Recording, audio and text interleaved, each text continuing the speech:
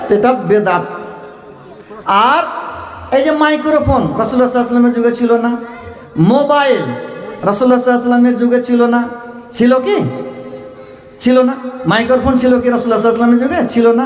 Mobile ছিল না। তো এই মাইক্রোফোন যে ব্যবহার করছি আমরা তো নেকি মনে করি না, মোবাইল ব্যবহার করছি তো নেকি মনে করি না। এটা সুবিধার জন্য ব্যবহার করছি, তার মানে শরীয়তের মধ্যে এটা দাখিল হলো না, এটা বেদাত হবে না। হাওয়াই জাহাজ, সাইকেল, মোটর সাইকেল, কার, ট্রাক এগুলো রাসূলুল্লাহ সাল্লাল্লাহু আলাইহি ওয়াসাল্লামের যুগে ছিল না। কিন্তু কেউ মনে করে না যে বাইকে চড়ে যদি যায়, সাইকেলে চড়ে যায়, টুকটুকিতে চড়ে যায় তো 10 নেকি পাবো, কেউ মনে করে না। নেকি পাবো তো কেউ মনে করে না। মাইক্রোফোনে বক্তব্য দিলে 10 নেকি পাবো, এমনি বক্তব্য দিলে নেকি পাবো না, কেউ মনে করে না।